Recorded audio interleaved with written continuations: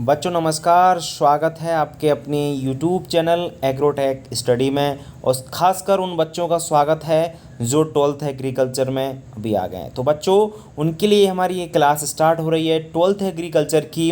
आज से मैंने जैसा कि कल बोला था कि हम आपकी नए ब्लूप्रिंट के आधार पर जो 2021 एवं 22 का नया ब्लूप्रिंट आ चुका है उसके आधार पर हम 12th एग्रीकल्चर की पूरी क्लास आपको कराएंगे। बच्चों 12th एग्रीकल्चर के 3 सब्जेक्ट हम पढ़ाते हैं आपको, crop production and horticulture, animal husbandry और एलिमेंट ऑफ साइंस यानी पीसीएमबी। तो बच्चों आज के इस वीडियो में हम 12th एग्रीकल्चर की एनिमल हस्बेंड्री की क्लास लेकर आए हैं। इसमें चैप्टर का नाम है पहला आहार एवं पोषण फर्स्ट। ये आपका एनिमल हस्बेंड्री का पहला चैप्टर है और नए ब्लूप्रिंट के आधार पर यह चैप्टर आपके एग्जाम में 4 नंबर का पूछा जा रहा है, जिसमें आपका एक 3 नंबर का प्रश्न तथा एक आपका ओटी इस प्रश्न से पूछा जाएगा। जिसे कल मैं आपको बता चुका हूँ 28 ओटी आपके एक पेपर में पूछे जाएंगे। तो बच्चों बहुत ही महत्वपूर्ण है ओटी और सभी प्रश्न, इसलिए आप वीडियो को अंत तक देखिएगा और एक एक चीज़ आप क्लियर करिएगा। मैं आपको पूरी चीज़ क्लियर करवाऊंगा, चाहे वह कोई सा भी सब्जेक्ट हो, आपका पशुपालन हो, चाहे आपका क्रॉप प्रोडक्शन हो या आपका एलिमेंट ऑफ साइंस, पूरा आपको सिलेबस मैं कराऊंगा। बस आप हमारे यूट्यूब चैनल से जुड़ जाइए, चैनल को सब्सक्राइब कर लीजिए और बेल आइकन को दबाना तो बिल्कुल ना भूलें, क्योंकि जिससे आपको जो नोटिफिकेशन है वीडियो डालते हैं हम उसका, वो नोटिफिकेशन आपको मिलता रहे। बच्चों जितनी भी एग्रीकल्चर के 12th एग्रीकल्चर के छात्र हैं उनको हमारे यूट्यूब चैनल्स का पूरी जानकारी है और यूट्यूब चैनल से आप जोड़ दीजिए। उन सभी छात्रों तक इस वीडियो को आप पहुंचाइए जिससे वह भी इस हमारे चैनल के माध्यम से अपनी 12th एग्रीकल्चर की तैयारी कर सकें। ठीक है बच्चों, चलिए अब हम इस चैप्टर की शुरुआत करेंगे। बिल्कुल एक एक चीज़ क्लियर करेंगे, बस आप अच्छे से पढ़ते चलिए और समझते चलिए, कहीं भी आपको समस्या नहीं आएगी। फिर भी अगर आपको कहीं भी समस्या आती है तो आपको पता ही है हमारा मोबाइल नंबर, व्हाट्सअप, आप वहाँ पर आपकी समस्या का निराकरण पा सकते हैं। ठीक है बच्चों, चलिए अब हम इसकी शुरुआत कर लेते हैं। बच्चों शेयर करना बिल्कुल न भूलें, वीडियो को सभी छात्रों तक पहुंचाइए जिससे आप उनका सिलेबस कंप्लीट हो सके। कहीं भी कोचिंग जाने की आपको आवश्यकता नहीं है, हम आपको यूट्यूब के माध्यम से पूरा सिलेबस कंप्लीट कराएंगे, हमारी गारंटी है। हम क्योंकि इससे पहले भी सभी छात्रों को पढ़ा चुके हैं, जो आपके पुराने छात्र हैं उनने अच्छी तरीके से पढ़ा है और उन्हें मालूम भी है कि हम किस प्रकार से पढ़ाते हैं। पुरानी वीडियो भी आपने देखी होंगी हमारी कि हमारा तरीका क्या रहता है पढ़ाने का। ठीक है बच्चों, चलिए आप बिल्कुल संतुष्ट होंगे, आप वीडियो को लास्ट तक जुड़िए, फिर देखते हैं आपका किस तरीके से आपको समझाते हैं हम। ठीक है बच्चों, चलिए। तो बच्चों ये रहा सबसे पहला प्रश्न, पशु आहार किसे कहते हैं, इसके प्रकार लिखिए। तो बच्चों हमको ये जानना बहुत ज़रूरी है कि पशु आहार क्या होता है। तो आप सब जानते हैं पशु क्या खाता है, चारा खाता है, दाना खाता है, ये तो खाता है। तो चारे दाने की वह मात्रा जो किसी पशु को खिलाई जाती है वही क्या कहलाती है, आहार, पशु आहार, या उसको हम इंग्लिश में राशन कह सकते हैं। समझ में आ रहा है ना। तो पशु चारा एवं दाना दोनों चीज़ें खाता है और दोनों चीज़ें जो खिलाई जाती हैं पशु को वह पशु आहार या पशु राशन कहलाता है। बच्चों पशु आहार में कार्बोहाइड्रेट, प्रोटीन, वसा, खनिज लवण, विटामिन ये मुख्य अवयव के रूप में पाए जाते हैं। बच्चों पशु जो चारा खाता है ना उसमें ये सभी तत्व मुख्यतः पाए जाते हैं, क्योंकि पशु को चारा नहीं चाहिए, चारे में पाए जाने वाले तत्व चाहिए। क्योंकि हम लोग रोटी खाते हैं, सब्जी खाते हैं, फल फ्रूट खाते हैं, तो फल फ्रूट हमारे अंदर बॉडी में नहीं रखे रहते, हमारी बॉडी उनमें पाए जाने वाले पोषक तत्वों को एब्जॉर्ब करती है, प्रोटीन, वसा, कार्बोहाइड्रेट। उसी प्रकार से पशु जो भी चारा दाना खाता है उसमें पाए जाने वाले ये सभी तत्व जैसे मैंने नाम लिए आपके, प्रोटीन, वसा, खनिज लवण, विटामिन, उन सबको क्या करता है, एब्जॉर्ब करती है एनिमल की बॉडी, जो कि उसके एनिमल बॉडी को जरूरत पड़ती है। ठीक है ना। तो वह सभी आपके क्या हैं, भोजन के मुख्य अंग हैं। समझ में आ गया होगा आपको। पशु आहार बच्चों प्रकार की बात करें तो पशु आहार 4 प्रकार का होता है। पशु आहार कितने प्रकार का होता है बच्चों, पशु आहार आपका 4 प्रकार का होता है। मैंने आपको बताया पशु आहार कितने प्रकार का होता है, 4 प्रकार का पशु आहार होता है बच्चों। कौन कौन से हैं, नंबर 1 आपका है निर्वाह राशन, दूसरा है वर्धक राशन, तीसरा है संतुलित राशन और चौथा आपका आदर्श राशन। ये आपके 4 प्रकार हैं बच्चों। अब इन चारों के बारे में हम आगे अच्छी प्रकार से अध्ययन करेंगे। ठीक है बच्चों, चलिए हम बढ़ते हैं आगे।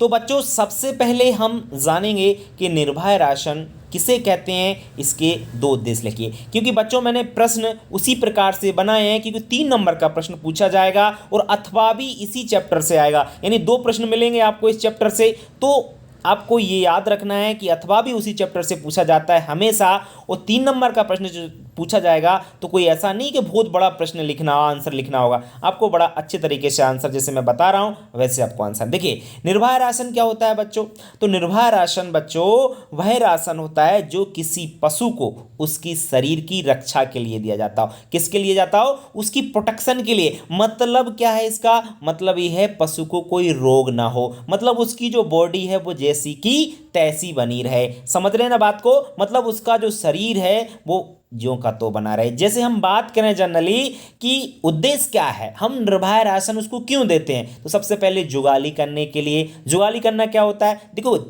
पशु जब स्वस्थ होता है, जब उसकी पूरी अच्छी प्रकार से प्रोटेक्शन होती है ना, तो पशु क्या करता है, अच्छी प्रकार से जुगाली करता है। वो जुगाली करने का जो मतलब होता है ना बच्चों, वो होता है पशु भोजन को खाता है और उसको बाद में फिर चबाता है। पता है आपने, बाद में उसको अंदर से फिर बाहर लाता है और उसको मुंह को बार बार चबाता है ना, उसी को बोलते हैं जुगाली करना। इंग्लिश में रूमिनेंट्स उसको बोला जाता है। दूसरा उद्देश्य है रक्त संचार के लिए। आपको पता होगा बच्चों पशु की जो बॉडी होती है, पशु का शरीर जो होता है ना, उसमें ब्लड का जो सर्कुलेशन है आपको पता है पूरी बॉडी में हो रहा है। अब पशु की छोड़िए, अपनी बात कर लीजिए, मनुष्य में भी पूरी तरीके से बॉडी में जो है आपका क्या हो रहा है, ब्लड का सर्कुलेशन हो रहा है, खून का संचार हो रहा है। तो निर्भय राशन हम इसलिए देते हैं कि उसका अच्छी प्रकार से रक्त संचार होता रहे। ठीक है ना। तीसरा है चलने फिरने के लिए। तो पशु बच्चों चलता भी है तो अच्छी प्रकार से चल फिर सके, इसलिए हम उसको निर्भय राशन देते हैं। चौथा उद्देश्य जो है बच्चों मल विसर्जन के लिए, मतलब पशु गोबर एवं मलमूत्र जो भी करता है ना, तो वो अच्छी प्रकार से हो सके, इसलिए हम उसको निर्भय राशन देते हैं। तो बच्चों निर्भय राशन के जो उद्देश्य हैं उम्मीद करता हूं अच्छी प्रकार से आपको समझ में आ गए होंगे। अब बढ़ते हैं हम लोग आगे नेक्स्ट आपके प्रश्न की ओर। नेक्स्ट बच्चों आपका जो प्रश्न है वो है तीसरा वाला, वर्धक या उत्पादक राशन। ये आपका पहला निर्भय राशन कंप्लीट हो गया। दूसरा राशन का प्रकार है वर्धक या उत्पादक राशन। क्या है, इसके 2 उद्देश्य बताइए। बच्चों 2 की जगह मैं 4 उद्देश्य बता रहा हूं आपको, इसलिए कि मान के चलो आप 2 भूल भी जाएंगे तो 2 आपको कम से कम याद बने रहे। हमेशा थोड़ा ऐसा पढ़ना चाहिए कि हम अगर कहीं भी कन्फ्यूजन हो तो उसको हम दूर हो सके, वो कई चीज़ भूल जाएं तो कम से कम हमको एक आध चीज़ तो याद बनी रहे, इसलिए थोड़ा सा एक्स्ट्रा हमको लेकर चलना चाहिए। बच्चों अपने पास समय बहुत है, कोई दिक्कत वाली बात नहीं है, आप बिल्कुल अच्छी प्रकार से पूरा सिलेबस कर लेंगे जनवरी तक। ठीक है ना, कोई दिक्कत आपको आएगा नहीं। ठीक है, चलिए बात करते हैं वर्धक राशन की। तो बच्चों वर्धक राशन क्या होता है, बच्चों वह राशन जो किसी पशु को निर्भय राशन के अतिरिक्त, जो आपने पढ़ा था निर्भय राशन, उसके भी अतिरिक्त उसकी शरीर वृद्धि एवं उत्पादन के लिए दिया जाता है, वह वर्धक राशन कहलाता है। किसके लिए दिया जा रहा है, मेन चीज आप लोगों को याद रखनी है। मेन चीज क्या है बच्चों, उत्पादन और वृद्धि, इन दोनों के लिए जो राशन हम लोग दे रहे हैं ना पशु को, उसी को ही वर्धक या उत्पादक राशन कहेंगे। अच्छा क्यों दे रहे हैं सब चीज, तो देखिए आप लोग इसके उद्देश्य। बच्चों उद्देश्य क्या है, पहला उद्देश्य है गाय भैंस को अगर हम वर्धक राशन देंगे तो किस लिए देंगे, दूध उत्पादन के लिए। किस लिए देंगे बच्चों, दूध उत्पादन के लिए। तो बच्चों वर्धक राशन गाय भैंस के लिए, दूध उत्पादन के लिए। बैल को अगर देंगे तो किसके लिए देंगे, बैल को हल खींचने के लिए देंगे, बहुत अच्छी बात। तीसरा है बच्चों उद्देश्य भेड़ के लिए, भेड़ कर लीजिए आप लोग, तो भेड़ जो होती है जानते होंगे सीप बोलते हैं, तो भेड़ को ऊन उत्पादन के लिए, किसके लिए, भेड़ से हमको ऊन मिलती है तो उसके ऊन उत्पादन के लिए देंगे। और जो चौथा है बच्चों बकरी को किस लिए देंगे, बकरी को हम लोग उत्पादक राशन किस लिए देंगे, दूध एवं मांस उत्पादन के लिए। किस लिए देंगे, दूध भी मिलेगा, मांस भी उससे मिल जाता है। मांस तो वैसे भेड़ से भी मिल सकता है, कोई दिक्कत वाली बात है नहीं है। और एक और मेरी तरफ से जोड़ लीजिए, मुर्गी को अगर आप लोग दोगे वर्धक राशन तो क्यों दोगे? अंडा एवं मांस उत्पादन के लिए। तो बच्चों ये चीज़ आपको क्लियर हो रही होगी, वर्धक का मतलब उत्पादक भी होता है, तो जिनसे हमें उत्पादन लिया जाता है, मतलब जिनसे हमें उत्पादन लेने के लिए जो भी राशन हम उसको खिलाते हैं, जो भी भोजन उसको खिलाते हैं, उसी को हम वर्धक राशन या उत्पादक राशन कहते हैं। उम्मीद करता हूँ बड़े अच्छी प्रकार से ये चीज़ आपको क्लियर हो गई होगी। चलिए बढ़ते हैं हम लोग आगे नेक्स्ट प्रश्न की ओर। बच्चों नेक्स्ट है आपका संतुलित राशन क्या है? संतुलित आहार भी कह सकते हैं इसको, संतुलित राशन भी कह सकते हैं। बच्चों ये क्या होता है, बड़े अच्छी प्रकार से आप इसको समझना। बच्चों वह राशन जिसमें किसी पशु के शरीर की सभी आवश्यकताओं को पूरा करने के लिए पोषक तत्व उचित अनुपात में उपस्थित हो, वह राशन अगर पशु को खिलाया जाए तो उसे संतुलित राशन कहते हैं। बच्चों संतुलित राशन आप याद रखना, जो पशु को क्या बनाए रखे? संतुलन बनाए रखे। क्या बनाए रखे? संतुलन। और संतुलन पशु का कब बना रहेगा?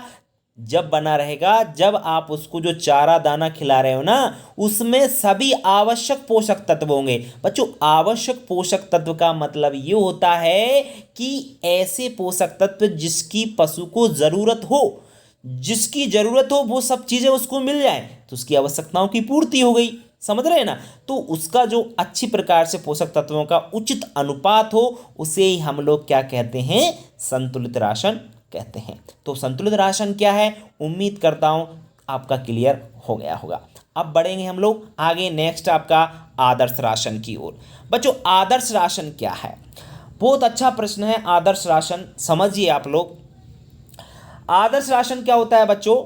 आदर्श राशन वह राशन होता है जो किसी पशु को, इसको आइडियल राशन बोलते हैं इंग्लिश में, जो किसी पशु को उसके शरीर के वजन या भार के अनुसार खिलाने पर उसके शरीर की सभी आवश्यकताओं की पूर्ति कर देता हो, उसे ही हम आदर्श राशन कहते हैं। बस आपको आदर्श राशन में बच्चों एक चीज़ याद रखनी है। कौन सी चीज़? वो है वजन। वह राशन जो वजन के अनुसार दिया जाए पशु को। किस लिए दिया जाए? वजन के अनुसार जो राशन उसको दिया जा रहा है, जो आहार उसको दिया जा रहा है, जो भोजन उसको दिया जा रहा है। देखो भोजन, आहार और राशन, इसका मतलब एक ही है। कंफ्यूज होने की बिल्कुल आवश्यकता नहीं है। आप याद रखना, जो वजन के अनुसार पशु को जो भोजन दिया जा रहा है उसे हम लोग क्या कहते हैं? आदर्श राशन कहते हैं। क्लियर हो गया? कहीं किसी को समस्या नहीं आ रही होगी, आएगी भी नहीं, बिल्कुल चिंता ना करें। आप लोग बड़े अच्छी प्रकार से चीज़ों को समझते चलें। फिर भी अगर कहीं समस्या आती है तो आप हमारे मोबाइल नंबर 7224002628 पर व्हाट्सएप करके आपकी कोई भी समस्या का निराकरण पा सकते हैं एग्रीकल्चर से संबंधित। क्लियर बच्चों? चलिए अब बढ़ते हैं हम लोग आगे। नेक्स्ट है बच्चों, आप आदर्श राशन के गुण या विशेषताएं बताइए। जो आदर्श राशन हम वजन के अनुसार पशु को खिला रहे हैं उसमें कौन कौन से गुण होना चाहिए या कौन कौन सी विशेषताएं होना चाहिए। तो बच्चों आदर्श राशन में निम्नलिखित विशेषताएं होना चाहिए। ये लाइन हम लिख सकते हैं क्योंकि जब एग्जाम में हम लोग लिखते हैं तो इस प्रकार से हम लोग लिख सकते हैं। सबसे पहला यह है कि आदर्श राशन बच्चों पाचनशील होना चाहिए। कैसा होना चाहिए? आदर्श राशन पाचनशील। पाचनशील का मतलब ये होता है कि ऐसा नहीं हो कि आप कुछ भी खिला दो उसको पचे ही नहीं, है ना? तो इस प्रकार का आदर्श राशन होना चाहिए कि अच्छी प्रकार से वो पशु को पच जाए। ठीक है बच्चों, है ना? दूसरा है कि आदर्श राशन स्वादिष्ट होना चाहिए बच्चों। स्वाद ऐसा नहीं है कि पशु को आप खिला रहे हो उसको स्वाद ही नहीं आ रहा है, क्योंकि जब तक पशु को उस चारा या दाने को खाने में स्वाद नहीं आएगा ना, मतलब टेस्ट नहीं आएगा ना, तो पशु उसको खाएगा नहीं। समझ रहे हो ना? तो आदर्श राशन की जो दूसरी प्रॉपर्टीज है, दूसरी जो विशेषता है वो ये होना चाहिए कि आदर्श राशन कैसा होना चाहिए? स्वादिष्ट होना चाहिए बच्चों। ठीक है ना? स्वादिष्ट लगेगा तो वो बहुत अच्छी प्रकार से उसको खा सकेगा। क्लियर? चलिए तीसरा है, और भी देख लीजिए विशेषता। वैसे तो एग्जाम में 3 ही पूछी जाएंगी, फिर भी मैं आपको 4 से 5 बताऊंगा। क्यों? क्योंकि 1-2 अगर भूल जाते हो तो आपको प्रॉब्लम नहीं आएगा, इसलिए थोड़ा सा हम लोग एक्स्ट्रा लेकर चलेंगे। क्लियर? चलिए बच्चों आदर्श राशन स्वच्छ होना चाहिए। कैसा होना चाहिए? स्वच्छ। स्वच्छ मतलब क्लीन होना चाहिए। ऐसा नहीं है जो चारा खिला रहे हो या दाना खिला रहे हो उसमें कूड़ा करकट भरा हुआ है या फोकट पे कोई चीज़ मतलब कंकड़ है, धूल है, ऐसा नहीं होना चाहिए। समझ रहे हो ना? स्वच्छ होना चाहिए, एकदम क्लीन होना चाहिए, है ना? क्योंकि आप लोग भी खाना खाते हो तो क्या मतलब गंदा खाना खाते हो क्या? नहीं खाते ना। तो बेटा उसी प्रकार से हमको पशु का भी ध्यान रखने के लिए जो भी राशन या जो भी आहार उसको खिलाते हैं ना, तो उसका हमको विशेष ध्यान रखना चाहिए। तो स्वच्छ होना चाहिए आदर्श राशन। कैसा होना चाहिए? स्वच्छ एवं क्लीन होना चाहिए। क्लियर? चलिए, चौथा बेटा जो गुण है या विशेषता वो ये है कि आदर्श राशन सस्ता होना चाहिए। बिल्कुल, सस्ता का मतलब चीप नहीं, सस्ता का मतलब है इकोनॉमिकल होना चाहिए। इकोनॉमिकल का मतलब ये होता है कि ऐसा होना चाहिए आदर्श राशन जो पशुपालक है वो इसको खरीद सके अच्छी प्रकार से। सस्ता होगा तो खरीद लेगा, भैया बहुत महंगा है तो किसान कैसे खरीदेगा, कैसे पशु को खिलाएगा, तो ये समस्या हो सकती है ना। तो कहने का मतलब है, विशेषता ये है कि आदर्श राशन सस्ता होना चाहिए। क्लियर? पांचवी बात करते हैं, आदर्श राशन संतुलित होना चाहिए। संतुलित का मतलब मैं पहले ही बता चुका हूं। संतुलित का मतलब जिससे पशु का संतुलन बना रहे, इस प्रकार का राशन होना चाहिए आदर्श राशन। क्योंकि जिससे संतुलन अगर अच्छी तरह, संतुलन का मतलब सभी उसकी आवश्यकताओं की पूर्ति हो सके। तो बच्चों, आदर्श राशन की क्या विशेषताएं या गुण होते हैं, उम्मीद करता हूं बेहतरीन तरीके से आपको क्लियर हो गए होंगे। बढ़ते हैं हम लोग आगे नेक्स्ट प्रश्न की ओर। बच्चों, नेक्स्ट आपका जो प्रश्न है वो ये है, पशु आहार या भोजन के कार्य बताइए।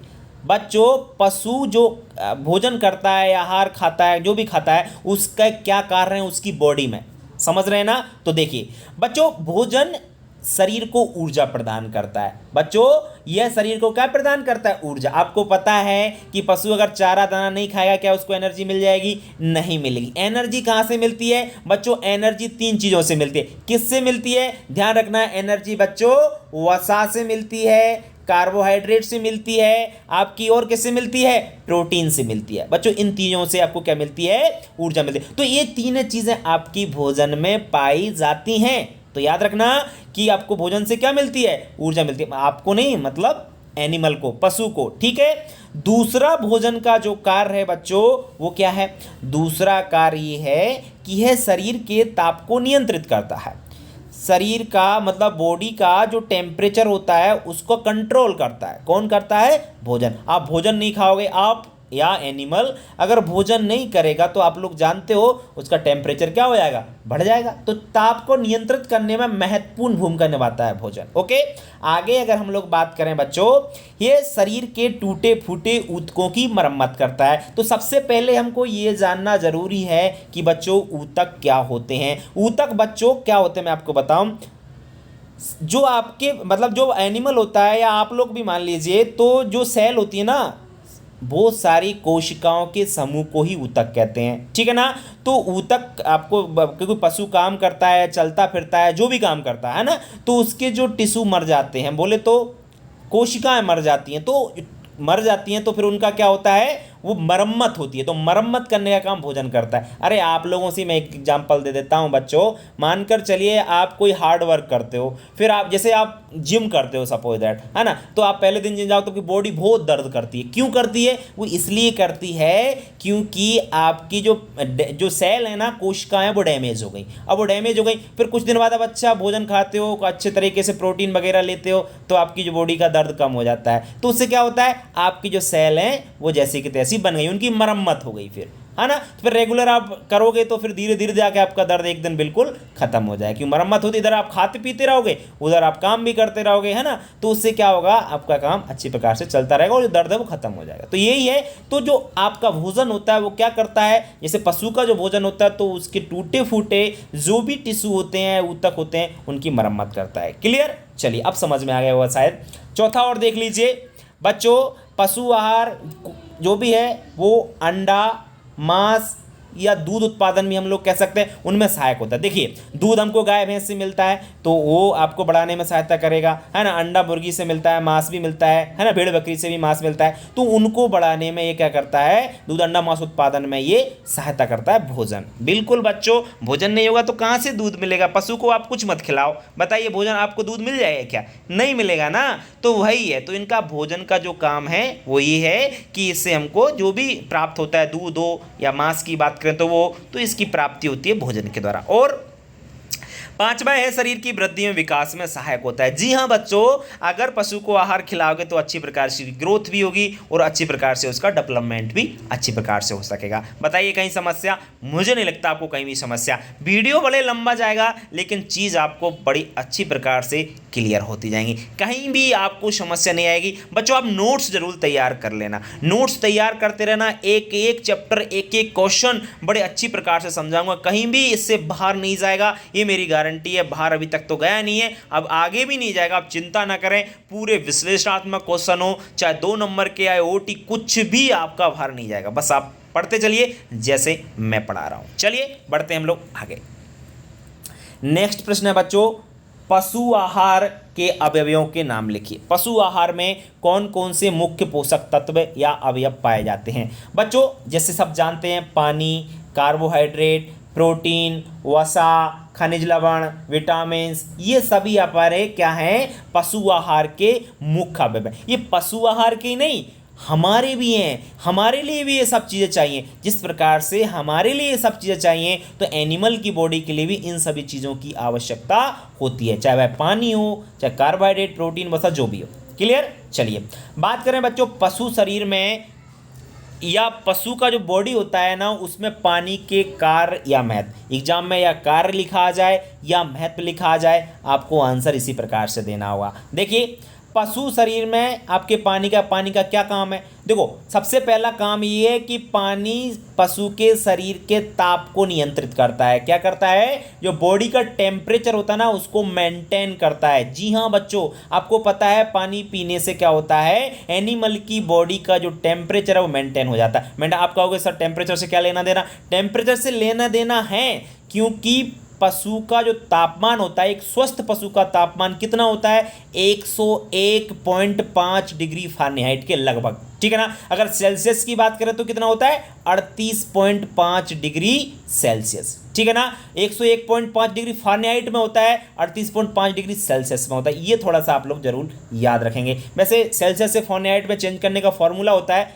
मैं बता दूंगा आपको, चलो आप बता ही देता हूँ। C/5 बराबर F-32/9, इससे आप निकाल सकते हो, किसी दिन और बता दूंगा, चलिए निकाल के भी बता दूंगा। डोंट वरी, परेशान होने की आवश्यकता बिल्कुल नहीं है आपको। चलिए बढ़ते हैं आगे। दूसरा पानी का काम क्या है बच्चों? दूसरा पानी का कार्य ये है कि पानी रक्त को पतला बनाता है एवं रक्त संचार में सहायता करता है। आपको पता होना चाहिए कि जो एनिमल की बॉडी में ब्लड पाया जाता है, खून पाया जाता है, रक्त होता है ना, उसमें आपको पता है कि 90% तो लगभग आपका क्या रहता है? पानी रहता है। अगर पानी नहीं पिएगा पशु तो उसका क्या रक्त पतला हो सकता? नहीं हो सकता ना, जम जाएगा, है ना। तो वही बात है, पानी रक्त को क्या बनाता है? पतला बनाता है और रक्त संचार में सहायता करता है, क्योंकि जितना पतला ब्लड होगा ना, उतना ही बॉडी में उसका सर्कुलेशन अच्छी प्रकार से या संचार अच्छी प्रकार से होगा, ठीक है। इस बात को तो आप भी जानते हैं, क्योंकि आप एक मनुष्य हो और आप में भी वही सब क्रियाएं हो रही हैं अंदर जो एक एनिमल के अंतर्गत होती हैं। क्लियर? चलिए तीसरा है बच्चों, पानी भोजन को पचाने में सहायता करता है। जी हाँ भैया, अगर पशु चारा दाना जो भी खाता है, अगर बाद में पानी ना पिए, क्या वो पच जाएगा? नहीं पचेगा। अरे भैया वो तो पशु है, आप लोग खाना खाने के बाद मतलब बिल्कुल भी पानी ना पियो। ऐसे बोलते हैं कि 1 घंटे बाद पानी पीना चाहिए, ठीक है मान लिया आपकी बात, 1 घंटे बाद पी लेंगे हम, है ना। लेकिन क्या पानी नहीं पिएंगे तो क्या अच्छी प्रकार से पच पाएगा? पचेगा, टाइम लगेगा, बहुत टाइम लगेगा जब जाके पच पाएगा। लेकिन आप पानी पियोगे ना तो उससे क्या है? वो जल्दी ही पच जाएगा, ठीक है ना। तो ध्यान रखें, पानी क्या करता है? भोजन को पचाने में सहायता करता है। पशु की बात कर रहे हैं यहाँ, मनुष्य मत लेके आना एग्जाम में, ठीक है ना। चलिए चौथा पॉइंट है बच्चों, पानी दूध उत्पादन में भी सहायता करता है। बच्चों इस बात को भी अच्छी प्रकार से जानते होंगे कि दूध जो होता है ना, दूध में बच्चों, गाय के दूध में 83% पानी होता है, सॉरी 87%, और भैंस के दूध में 83% पानी होता है। तो इससे आप पता कर सकते हो कि दूध उत्पादन में भी पानी का बहुत अधिक महत्व है। अगर पानी पशु को नहीं पिलाओगे तो क्या आपको मिल्क प्रोडक्शन मिल पाएगा? नहीं मिल पाएगा। इसलिए आप लोग याद रखें, पानी का आपका जो काम है वो क्या है? पानी दूध उत्पादन को भी बढ़ाता है। बहुत अच्छे। चलिए लास्ट पॉइंट और देख लीजिए, पानी मलमूत्र विसर्जन में भी सहायता करता है। इस पॉइंट को तो समझाने की आवश्यकता है ही नहीं, सब लोग जानते हैं। पशु जो मलमूत्र विसर्जन, चाहे गोबर करता हो या मूत्र विसर्जन जो भी करता हो ना, उसमें आपको पता है पानी का बहुत अधिक महत्व है। बताइए कहीं भी समस्या हो? बिल्कुल समस्या आपको नहीं आ रही होगी। बिल्कुल। अब बढ़ते हैं हम लोग आगे नेक्स्ट प्रश्न की ओर। बच्चों नेक्स्ट है आपका पशु शरीर में कार्बोहाइड्रेट के कार्य या महत्व लिखिए। बच्चों एक बात मैं आपको बता देता हूं, अगर आपने इस प्रश्न को अच्छी प्रकार से समझ लिया तो आने वाले जो भी प्रश्न होंगे आपको बिल्कुल भी प्रॉब्लम नहीं आएगी। क्यों? क्योंकि बच्चों सभी लगभग सेम टू सेम है। एक ट्रिक बता दूंगा लास्ट में मैं आपको कि आप किस प्रकार से एग्जाम में इनको सही करके आएंगे। देखिए सबसे पहला काम है बच्चों कार्बोहाइड्रेट का कि यह शरीर को ऊर्जा प्रदान करता है। तो बच्चों मैं आपको एक चीज़ पहले ही क्लियर कर चुका हूं कि एनर्जी जो है ना, ऊर्जा 3 चीज़ों से मिलती है। किस किस से मिलती है? कार्बोहाइड्रेट से, प्रोटीन से और वसा से। इसके अलावा किसी से भी एनर्जी नहीं मिलती है। बहुत सारे बच्चे तो पूछते हैं कि सर हम अगर भूखे हों और पानी पी लेना तो हमारी भूख मिट जाती है, ऐसा लगता है कि अब बस खाना कुछ देर ना हो तो कोई दिक्कत नहीं है ना। लेकिन एक चीज़ क्लियर कर देता हूं मैं आपको, पानी से ऊर्जा नहीं मिलती है। फिर क्या मिलता है सर? एकदम एक्टिविटी तो आ जाती है ना, बॉडी तो सक्रिय हो जाती है ना। वो इसलिए हो जाती है क्योंकि क्या पानी पीते हो ना तो आपका जो ब्लड थोड़ा धीरे धीरे काम करने लगता है ना, फिर पानी पियोगे तो जल्दी जल्दी वो सर्कुलेशन होगा, जिससे आपको ऐसा फील होता है कि हमको थोड़ा सा एनर्जी मिल गई। जबकि पानी से 0 एनर्जी मिलती है, ध्यान रहे आपको, ठीक है ना। एनर्जी 3 चीज़ से मिलती है, मैं बता चुका हूं आपको। तो बच्चों कार्बोहाइड्रेट का पहला काम है कि यह शरीर को ऊर्जा प्रदान करता है। दूसरा काम है कि यह शरीर की वृद्धि एवं विकास में क्या करता है? सहायता करता है। वृद्धि विकास सब लोग जानते होंगे, वृद्धि क्या होती है और विकास क्या होता है। अच्छा आप लोग बता सकते हो कि वृद्धि एक्चुअल में क्या है और विकास? दोनों अलग अलग हैं, ध्यान रखें। वृद्धि अलग चीज़ है और विकास अलग चीज़ है। अब क्या क्या है आप चाहो तो मैं यहीं पे थोड़ा सा क्लियर कर देता हूं, चलो सुन लीजिए। वृद्धि बच्चों क्या होती है, एग्जाम्पल देकर बताऊंगा मैं आपको। वृद्धि जब आप पैदा हुए थे ना, अब मैं आपका ही उदाहरण देता हूं। जब आप पैदा हुए थे तो आप कितना साइज होगा आपका? बस 2-4 किलो वजन होगा, इतने बड़े थे। आज आप देख रहे हो कि इतने से इतने बड़े हो गए आप, मतलब आपकी हाइट हो गई इतनी ज़्यादा और आप जो है आपका वजन हो गया 70-75 किलो, मतलब 60-65 किलो तो हो ही गया होगा, है ना। तो ये आपकी क्या हुई है? ये आपकी बच्चों ग्रोथ हुई है, ये आपकी वृद्धि हुई है। और विकास क्या हुआ? बच्चों जब आप छोटे थे तो आपको बोलना भी नहीं आता था। आता था क्या? नहीं आता था। आज आप 12th में पहुंच गए हो, इतना बोलना सीख गए हो, आपको आने लग गया। आप पढ़ के देखो 1st, 2nd, 3rd, 4th और 12th तक आप आ गए हो पास करते करते। तो ये आपका क्या हुआ? ये आपका डेवलपमेंट हुआ है, ये आपका क्या हुआ है? ये आपका विकास हुआ है। क्लियर? तो आपको समझ में आ गया होगा वृद्धि क्या है और विकास क्या है। क्लियर? चलिए बच्चों, कार्बोहाइड्रेट दूध को मिठास उत्पन्न करता है। बच्चों आप दूध पीते होगे सब लोग, उम्मीद करता हूं दूध गाय का भैंस का पीते होगे, तो दूध आपको थोड़ा बहुत मीठा लगता है कि नहीं लगता?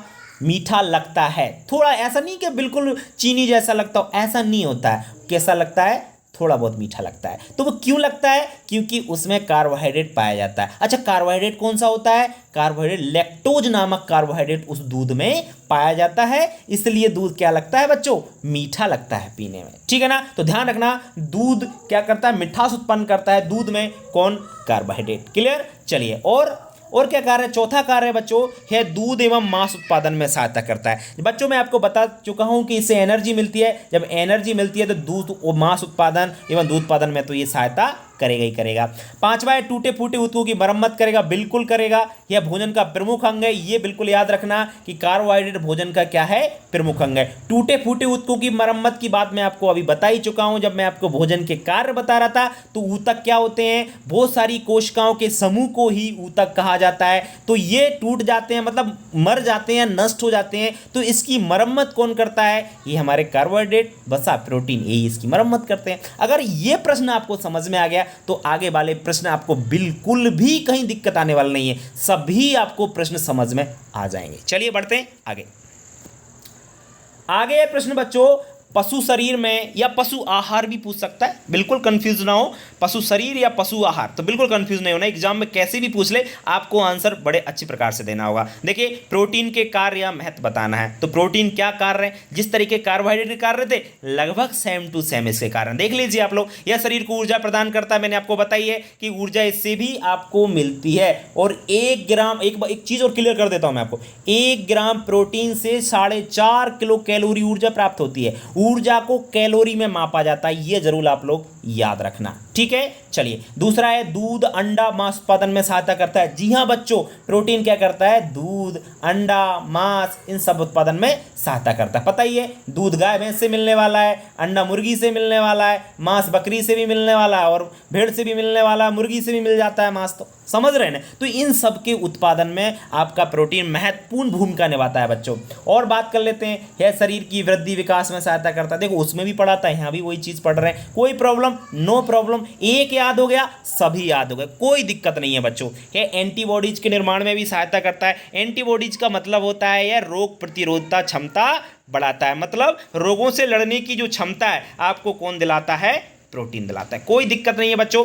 और यह एंजाइम तथा हार्मोन के उत्पादन में भी सहायता करता है। बच्चों एंजाइम और हार्मोन क्या होते हैं, एक तरह के प्रोटीन ही होते हैं। तो प्रोटीन के उत्पादन में आपका क्या करता है, ये सहायता करेगा, ठीक है ना। एंजाइम हार्मोन क्या है, एक तरीके के प्रोटीन ही है, तो इनके उत्पादन में भी आपका प्रोटीन सहायता करता है बच्चों। और टूटे फूटे ऊतक दोनों में जोड़ दीजिए, आपने कार्बोहाइड्रेट में भी वही पढ़ा, एक दो पॉइंट आपने अलग से पढ़ लिए जैसे ये और ये, तो इन दोनों को याद रखना, बाकी तो सभी सेम टू सेम है, ठीक है, कोई दिक्कत, नो प्रॉब्लम। बहुत अच्छे बच्चों, चलिए बढ़ते हैं हम लोग आगे बात करें बच्चों, अगर हम पशु शरीर में वसा के कार्य यानी फैट बोलते हैं, वसा को सब लोग जानते होंगे, है ना। तो फैट के क्या कार्य हैं पशु शरीर में, या हम लोग कह सकते हैं कि पशु आहार में फैट का क्या कार्य है, तो सब लोग जानते हैं। देखो अगर आपने कार्बोहाइड्रेट के पढ़ लिए तो ये भी कोई दिक्कत नहीं, शरीर को ऊर्जा इससे भी मिलती है।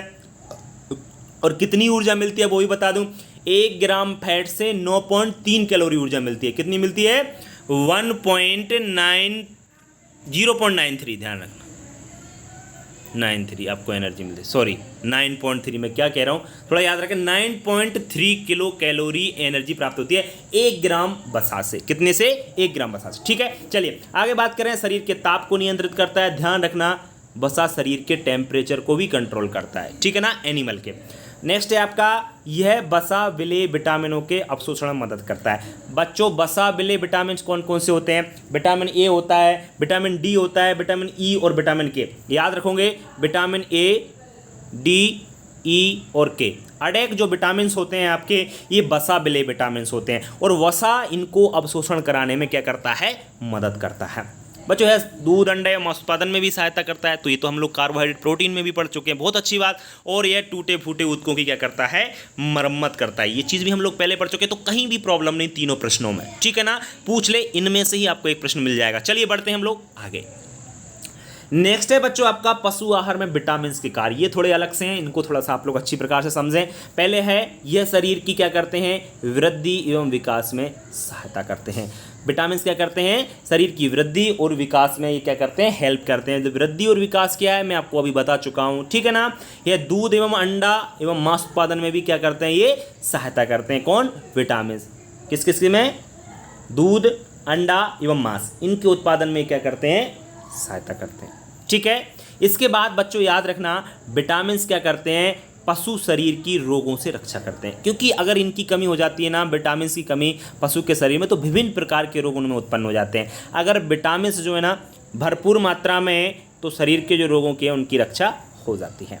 फिर क्या है, विटामिन ए जैसे हम बात करें, विटामिन ए क्या करता है, ये नेत्र की दृष्टि को बढ़ाता है। क्या करता है, नेत्र की दृष्टि को बढ़ाता है, ठीक है।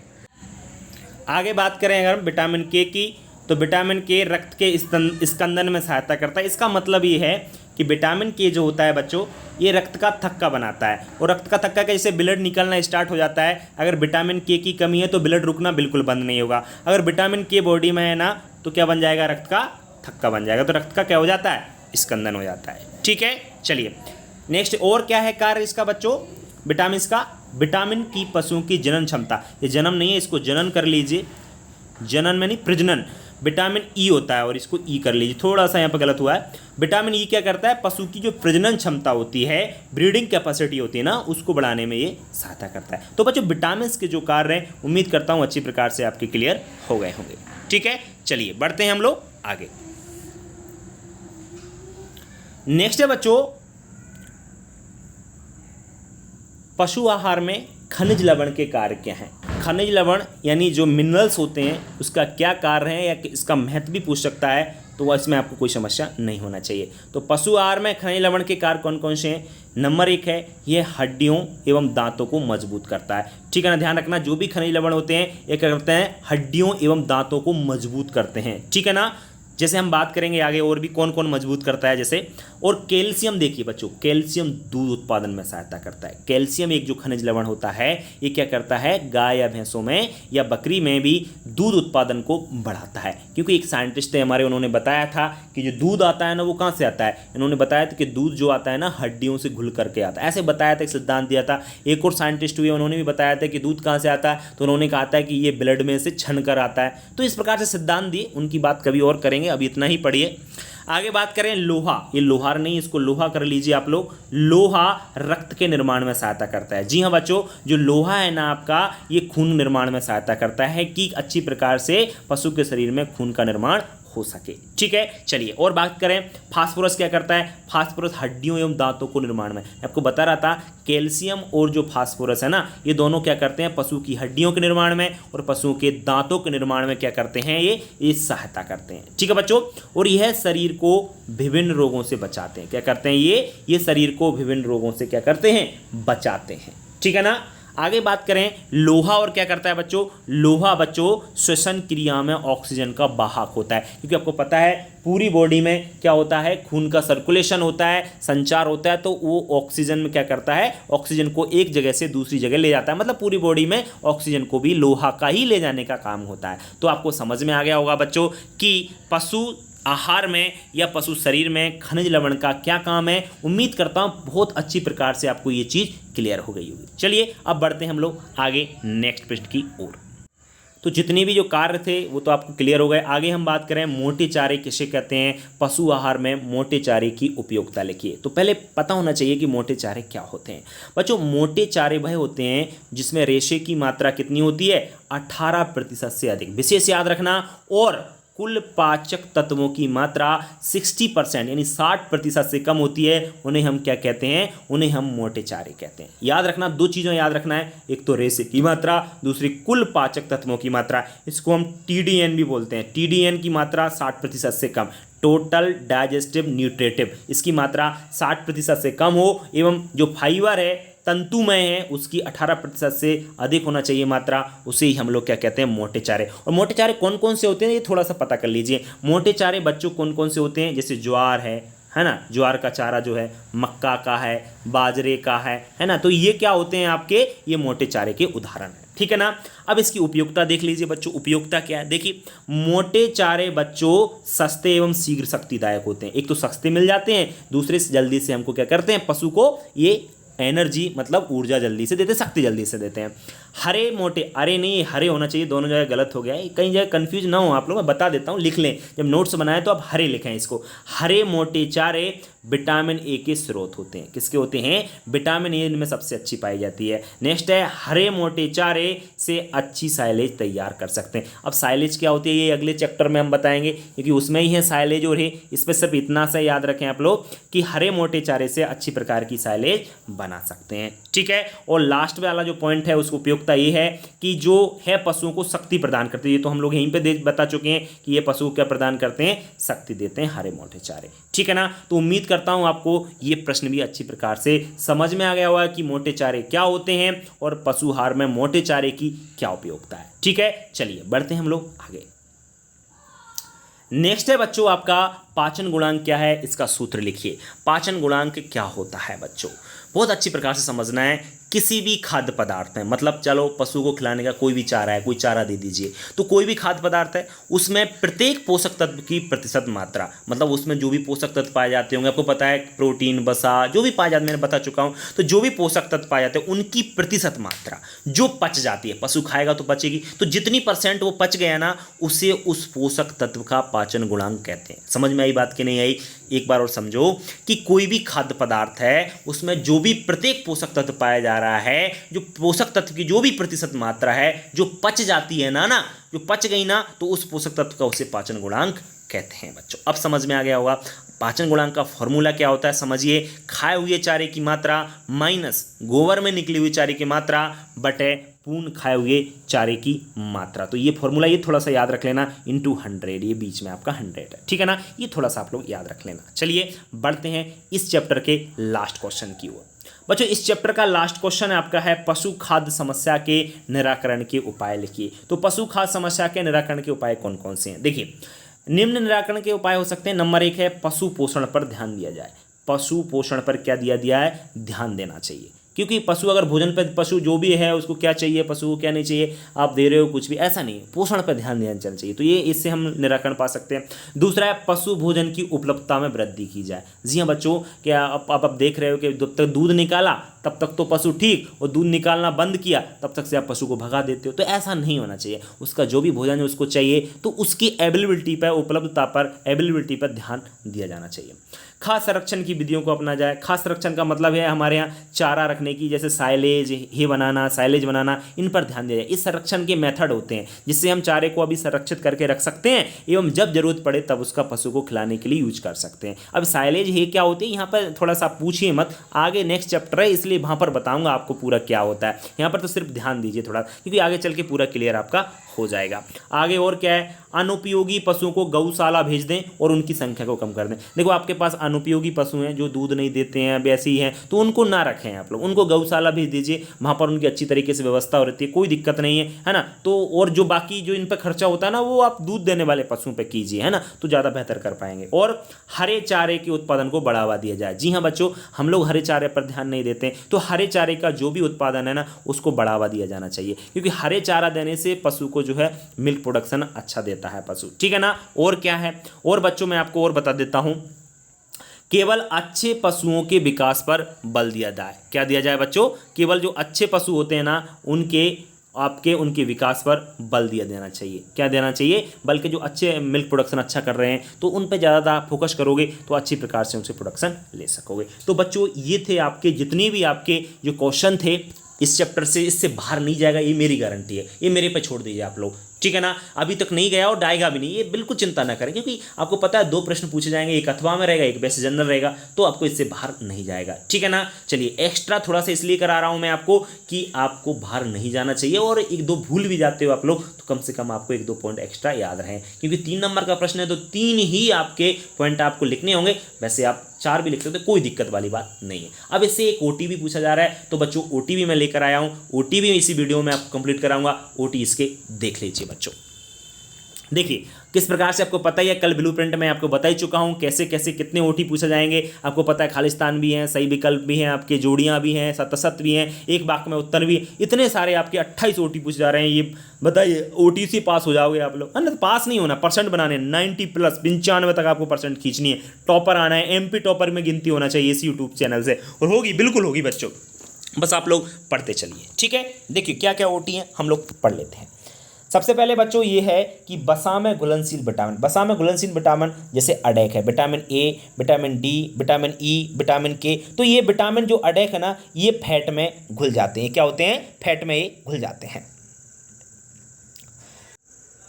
आगे अगर हम बात करें, नेक्स्ट है आपका दूसरा ओटी है, तो आपसे पूछा जाए ओटी तो आप लोग बता सकते हो वसा में घुलनशील कौन से विटामिन है, A, D, E, K। ध्यान रखें C और B हैं, वो आपके किस में घुलनशील हैं, ध्यान रखना C और B ये आपके विटामिन किस में घुलनशील हैं, ध्यान रहे आपको, ये आपके पानी में घुलनशील है। नेपियर घास, अंजन घास, दीनानाथ घास बहुवर्षीय घास है। बहुवर्षीय का मतलब ये होता है कि 1 साल नहीं 2 साल से ऊपर भी अधिक इनको क्या होते हैं, उगाने में समय लगता है, ठीक है बच्चों। आगे बात करें, 1 ग्राम कार्बोहाइड्रेट से 4.1 कैलोरी ऊर्जा प्राप्त होती है, मैं आपको बता ही चुका हूं।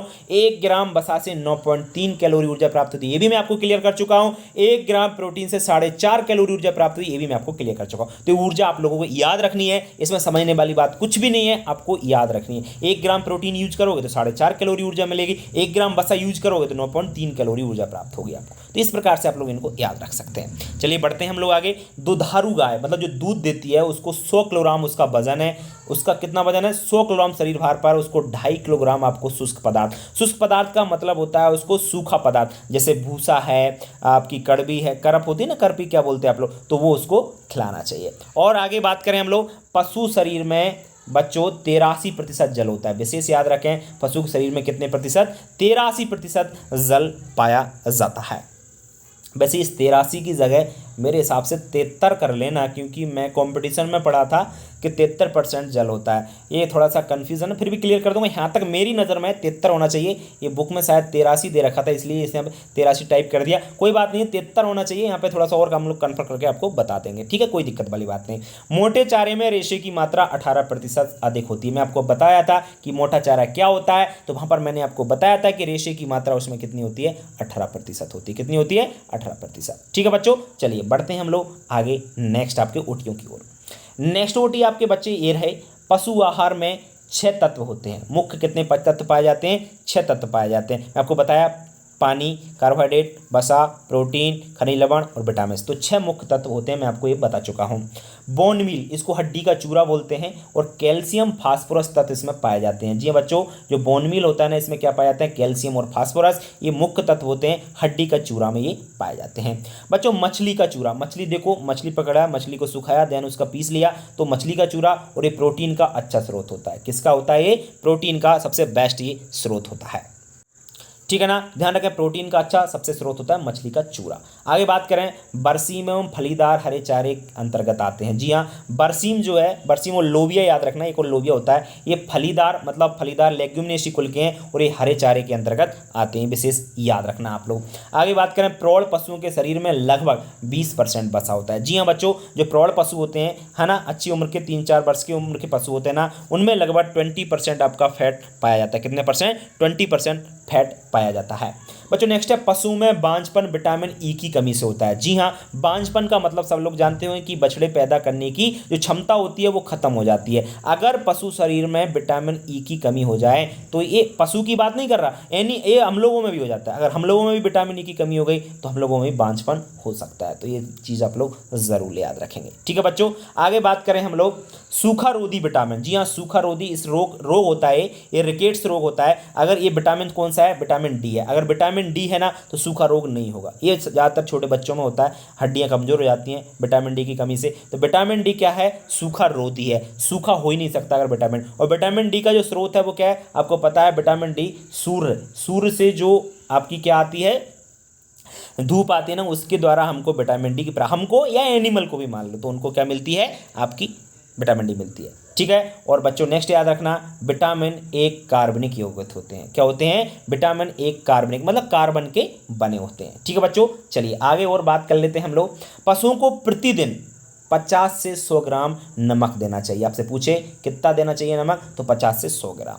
बच्चों लोबिया और बरसीम दाल वाले चारे हैं, तो मैं आपको पहले ही बता चुका हूँ। ये तो लोबिया और बरसीम कैसे हैं, ये दाल वाले चारे हैं। बरसीम फलीदार हरा चारा है। जी हाँ, इसमें फली लगती है और हरा चारा है ना, सब लोग जानते हैं दलहनी में आता है, दाल वाली फसलों में आता है, तो इसलिए वही बात है। आगे बात करें, बिनोला की खली कपास के बीजों से तेल निकालने के बाद प्राप्त होती है। बिनोले की खली का मतलब होता है कपास जो होता है रुई वाला, तो उसका दाना होता है, उसमें से रुई हटा दीजिए, तेल निकाल लीजिए, और बचा हुआ जो पदार्थ है उससे खली बनाते हैं, उसे हम लोग बिनोले की खली कहते हैं। बच्चों इसको खिलाने से पशु में क्या हो जाता है, पशु के दूध में फैट परसेंटेज बढ़ जाता है। आगे बात करें, ज्वार की एसियन रहित किस्म सिरसा 20 है। एससीएन क्या होता है बच्चों, ये एक हाइड्रोसाइनिक अम्ल होता है जो कि ज्वार में पाया जाता है। इसकी मात्रा ज़्यादा अगर पशु को खिला दी हमने, मतलब हरे चारे की ज्वार की मात्रा, तो पशु जो है हमारा बीमार हो सकता है। इसलिए HCN बिल्कुल नहीं पाया जाता, वो किस में, सिरसा 20। तो बच्चों ये रहे आपके ओटी। एक ओटी पूछा जाएगा, इनसे ओटी बाहर नहीं जाएगा। आप लोग बस इतने ओटी को याद करना है आपको, इसके अलावा कुछ नहीं। पूरे फुल नोट्स बनाइए आप लोग, देखो नोट्स बनाओगे तो आप अच्छी प्रकार से पढ़ सकोगे। ठीक है ना, चलिए बच्चों, तो बच्चों ये वीडियो आज के लिए इतना ही है। कल फिर मिलेंगे एक नई वीडियो के साथ, तब तक के लिए बच्चों नमस्कार। बच्चों वीडियो को शेयर जरूर करें, जितने भी आपके मित्र हैं पूरे मध्य प्रदेश के, जितने भी उत्तर प्रदेश, छत्तीसगढ़, जितने भी आपके मित्र हैं एग्रीकल्चर के, उन सभी तक इस वीडियो को आप पहुंचाइए। ठीक है बच्चों, तो आज के लिए इतना ही, कल फिर मिलेंगे, तब तक के लिए बच्चों नमस्कार।